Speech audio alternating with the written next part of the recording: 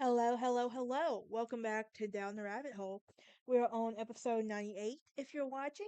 Um, if you're new, hit that like button, ring that bell for notifications. Also, please subscribe. Here on Down the Rabbit Hole, we like to talk about paranormal activity, historic places, history in general, just fun things we can go down the rabbit hole and discuss. And I love to find these odd things to discuss. So that's just who I am. Is that something you're into? Like I said. Hit that like button, ring that bell for notifications. Also, please subscribe. We are a few episodes away from our 100th episode, and I'm so excited. I have a very special episode planned for that one. But with that being said, without further ado, let's jump in. Today, we're going to be going to the town of Cimarron, New Mexico, in which we will be talking about a historic hotel called the St. James Hotel. And today, guests can stay at this historic hotel, and it is in the historic section or in the modern edition of the building. And the hotel is on the National Register of Historic Places, which is a part of the Cimarron Historic District as well. So let's give a little bit of history behind this place. The St. James was built in 1872 on a recommendation by the U.S. President Ulysses S. Grant by Henry Lambert, who was the personal chef to Lincoln, President Lincoln, and Lambert moved west and settled in Elizabethtown, New Mexico, with hopes of making a wealthy strike. When he found little gold, he opened a restaurant and a saloon. And at this time, um, Cimarron, Cimarron, and much of the surrounding area was owned by Lucien B. Maxwell, which was part of a huge Maxwell land grant. And Maxwell enticed Lambert to come to Cimarron, whereupon he founded the Lambert Inn, which he would later rename the St. James. So, in its day, the St. James was visited by many famous lawmen, notorious outlaws, and was the scene of many murders. Sounds like it needs to be on my travel bucket list. I think it's going on there. It is a favorite saying in the area says it appears Lambert had himself another man for breakfast. And the usual question about the Cimarron was who was killed at Lambert's last night? Wyatt Earp, his brother Morgan Earps, and their wives stayed at the inn on their way to Tombstone. And Jesse James also stayed at room 14. Buffalo Bill Cody also stayed at the inn, and took an entire village of Native Americans living nearby on the road with him on the show.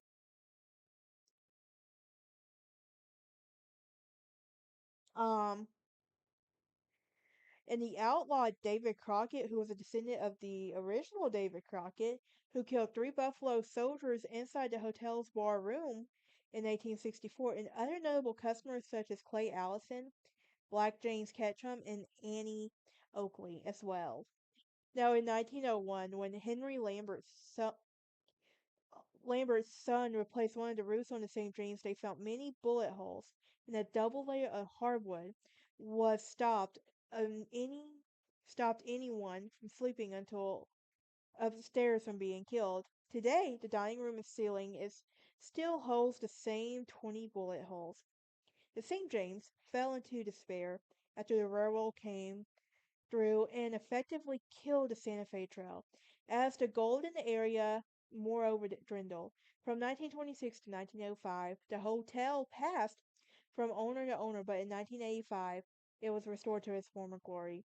In January 2009, the hotel was purchased by the Express UUBR Bar Branch, which was a property of Express Branch ranches. Now, following extensive renovations, the formal dining room was merged into like one large area and outside the deck, and everything was a walk-in courtyard patio complete with a fountain, and the hotel was reopened June 22nd, 2009.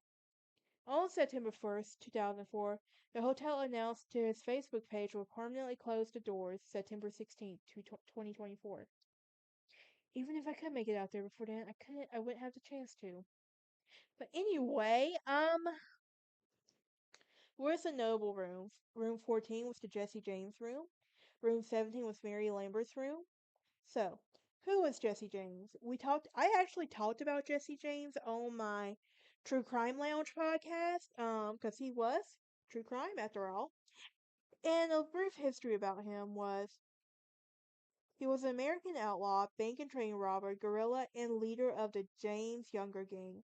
Raised in Little Dixie area, Missouri, James and his family maintained strong Southern sympathies, and he and his brother Frank joined the pro-Confederate guerrillas known as the Bushwhackers, operating in Missouri and Kansas during the Civil War, an asked following of William Quantrill and Bloody Bill Anderson.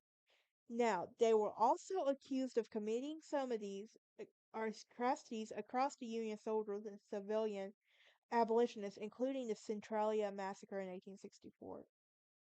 Now, after the war, as members of the gangs and outlaws, Jesse and Frank robbed banks, stagecoaches, and trains across the Midwest, gaining national fame and often sympathy from the brutality of their crimes. Now,